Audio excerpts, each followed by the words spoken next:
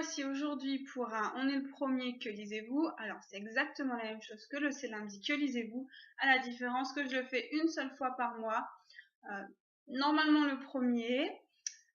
Dans cette vidéo, je vais vous présenter mes lectures du mois de juillet, mes lectures en cours et mes lectures du mois d'août. Ça fait office de petit bilan ainsi que de palme, tout en même temps. Alors, j'ai commencé mon mois de juillet avec 2 livres numériques, donc je vais pas pouvoir vous les présenter parce que, simplement parce que j'ai pas pris la tablette avec moi. Donc il s'agissait d'Eleanor Park, pourquoi je mets tout le temps un S à la fin, je ne sais pas, de Ren Borrowell chez Pocket Jeunesse, que j'ai lu en lecture commune avec Petite Belge, ma partenaire, coucou, que j'ai beaucoup apprécié. Alors ça n'a pas été un coup de cœur comme beaucoup l'ont eu sur la blogo, mais ça a été une lecture très touchante, mais le coup de cœur n'a pas été présent. Mais ce fut une bonne lecture quand même, que je ne peux que recommander. Ensuite, j'ai continué avec le tome 2 de Ella et Misha, alors qui s'appelle, j'ai mis Par loin de moi, de Jessica Sorensen. Alors je vous montre. Vous avez vu, c'est ma bibliothèque. Alors le tome 1, c'est celui-ci, donc chez Black Moon Romance.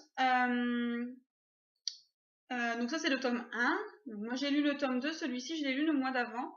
Et comme j'ai beaucoup aimé, je me suis pris le tome 2 en e-book parce que je pouvais pas attendre. J'avais besoin de le lire tout de suite. Ensuite, je vous les avais présentés déjà dans une My Mailbox. La vie compliquée de Léa Olivier, le tome 1, perdu, de Catherine Girard-Rodet, dans les éditions Kenes. Donc j'ai lu le tome 1 que j'ai beaucoup apprécié. Alors que j'aime beaucoup les débuts. Alors c'est pas vraiment de chapitres, c'est plus des parties. Voilà. Que je vous montre. Hop là, c'est très joli, c'est très mignon.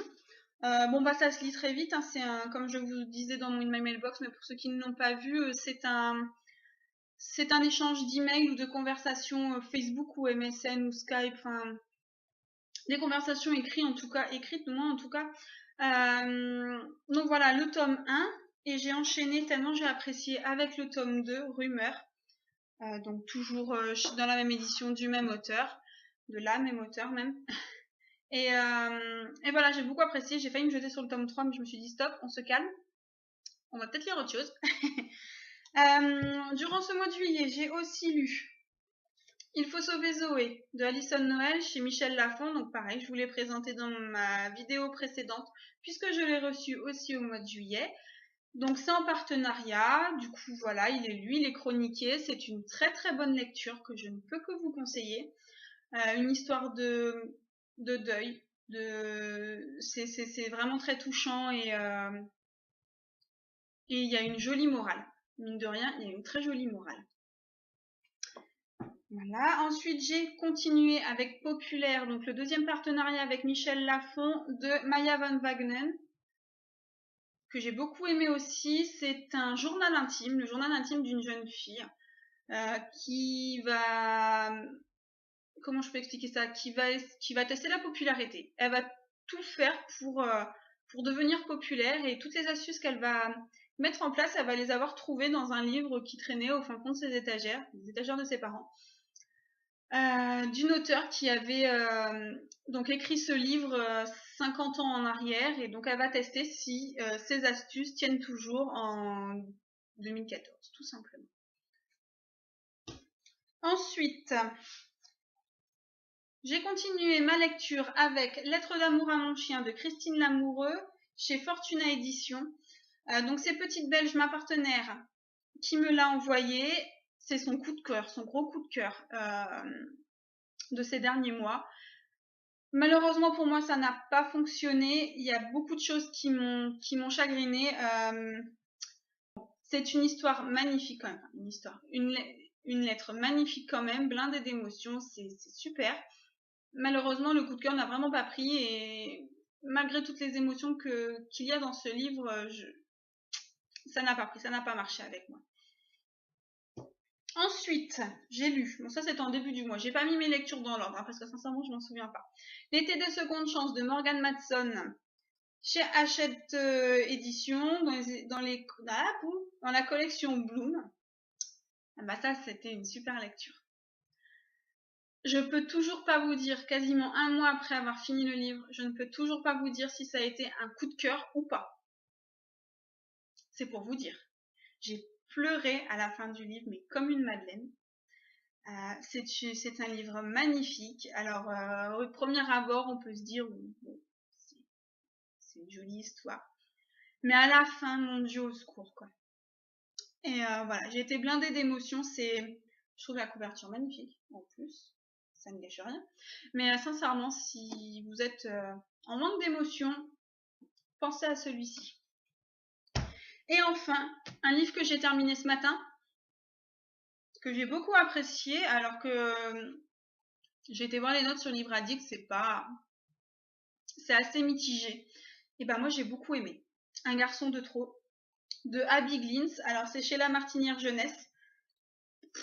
Moi cette maison d'édition, à chaque fois que je lis un livre de leurs éditions, je sais que je vais passer un beau moment et ça n'a pas loupé là pour le coup. J'ai pas fait pour les autres, mais voilà. Donc c'est le tome 1 de la saga The Vincent Boys. Bon.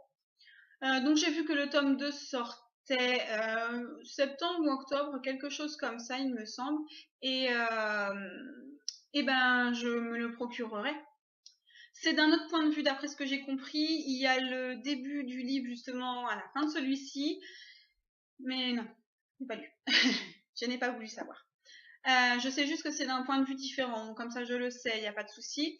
Mais voilà, donc un garçon de trop, moi j'ai beaucoup apprécié, je l'ai terminé ce matin et je l'ai dévoré parce que vraiment c'était une très bonne lecture. Alors, un garçon de trop, au vu de la couverture, on sait très bien que ça va être un trio amoureux, donc déjà si vous êtes allergique à ça, fuyez, c'est pas la peine. Mais moi j'ai aimé, ça a pris, le trio amoureux ça me dérange pas spécialement, surtout quand je sais qu'il va y en avoir un, tant qu'à faire. Heureusement que ça me dérange pas. Donc voilà, je vous le conseille, moi j'ai adoré en tout cas, c'est une jolie histoire. Après c'est pas un coup de cœur, mais c'est une jolie histoire bien détente que j'ai beaucoup appréciée. Voilà, donc ça c'était mes lectures du mois de juillet. Là donc j'ai des lectures en cours, donc qui vont se chevaucher entre juillet et août, que je vous présenterai fin août. Alors déjà pour commencer, il y a Night School de C.J. Dougherty, chez Robert Laffont, collection R, tout le monde connaît, c'est le tome 4. Donc j'ai commencé, je suis pas bien loin, hein. Je suis à la page 57. Pour l'instant, je sais pas. Enfin, j'aime bien, hein, on est d'accord, j'aime bien, mais Night School, d'habitude, il sort au mois d'octobre, c'est ma petite lecture d'automne, et là, pour le coup, en été, ça passe pas trop. Donc voilà, donc j'avance un petit peu au ralenti et je me suis pris une deuxième lecture côté un peu plus détente. Parce que sinon, je crois que je vais mettre 3 plombes à lire celui-là. Je sais pas pourquoi, cette fois-ci, j'y arrive pas. Enfin, ça peut arriver. Donc, ma lecture détente, Histoire de filles sous le soleil. Donc, c'est un collectif de... En fait, c'est trois histoires. Il y a une histoire de Nadia, alors là, les noms... Lagdari King, une de Catherine Girard-Rodet, donc l'auteur de Léa Olivier, et une de Caroline Hayard. Donc, c'est chez Kenes Éditions. Alors, vraiment, leur couverture est juste magnifique, quoi. Donc voilà, donc j'avais envie de quelque chose de léger. Alors, bon, je viens de commencer, j'ai lu une 40aine de pages, j'aime beaucoup pour l'instant, c'est très bien, c'est juste la première histoire, donc est-ce que je vais apprécier les 3 histoires? Je ne sais pas, on verra, de toute façon je ferai ma chronique.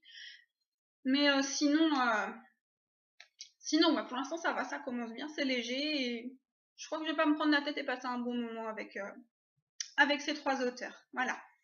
Donc voilà, c'est tout pour les lectures en cours. C'est déjà pas mal, 2, vous me direz. Alors maintenant, je vais vous présenter mes lectures, les lectures que je compte faire au mois d'août. Alors, comme d'habitude, je ne sais pas si je pourrai toutes les faire. Ça va peut-être changer, j'en sais rien du tout. Il y a des livres, je pense, c'est certain que je les lirai. Après, le reste, On verra. Généralement, je lis au feeling. J'essaye de me faire une petite pile à lire pour le mois, mais bon, parfois ça ne fonctionne pas. Donc pareil, il n'y a pas d'ordre. C'est vraiment, je vous les montre. Là, je les ai piochés dans ma palle. Ma palle, elle est là. Là, ce sont les livres lus. Oh, il y en a un petit peu en haut aussi. Je vous présenterai tout ça dans une autre vidéo, vous inquiétez pas. Donc bref, donc il n'y a pas d'ordre. Je viens de les piocher dans ma palle juste avant de faire la vidéo. Peut-être ça peut changer, on verra bien. Donc, je vais lire au mois d'août L'accro du shopping dit oui de Sophie Kinsella. Alors c'est le tome 3, il me semble. J'espère que je ne me trompe pas, sinon tant pis, j'irai piocher le tome 3 dans ma palle. De toute façon, maintenant je les ai tous, donc c'est parfait. J'ai lu le tome 1, j'ai lu le tome 2, j'ai beaucoup apprécié. Alors j'hésite toujours à me lancer parce que, comme vous pouvez voir, c'est quand même écrit assez petit, quoique. C'est pas très représentatif en fait à la caméra. Mais c'est écrit très petit. Et le souci des livres de poche, c'est que c'est écrit petit, on est d'accord. Mais moi j'ai les yeux très très fragiles et du coup je suis pas très très fan. C'est pour ça que je préfère les grands formats. Bon, voilà, c'est écrit plus gros. Je préfère, je suis plus à l'aise, le confort est mieux. Bref, bon, enfin, j'ai plein de poches à lire, donc je vais les lire quand même parce que je suis sûre que ce sont des très bonnes lectures. Et donc je vais lire au mois d'août L'accro du shopping dit oui. Voilà, voilà. Ensuite, donc je vais lire Les 100. Alors, je sais qu'il y a beaucoup d'avis assez mitigés. Personnellement, je m'attends à rien. Donc, c'est de Cass Morgan dans la collection R. Je m'attends à rien. Comme ça, pas de surprise ni bonne ni mauvaise. Oh, j'espère passer un bon moment quand même. On m'a dit que la série était super. Alors, j'attends qu'elle sorte en version française parce que moi et la VO, je ne comprends rien. Les sous-titres, je suis pas fan, donc voilà, je vais le lire et puis je vous posterai ma chronique.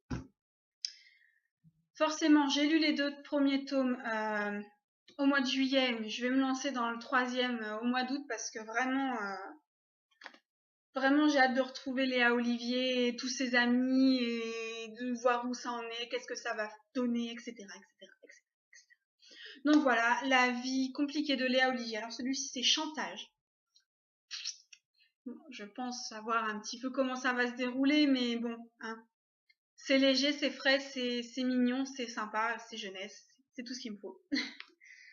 Alors ensuite, les 3 livres que je vais vous présenter ensuite. En fait, j'ai créé un groupe marathon sur Facebook. Je vous mettrai le lien en barre d'infos.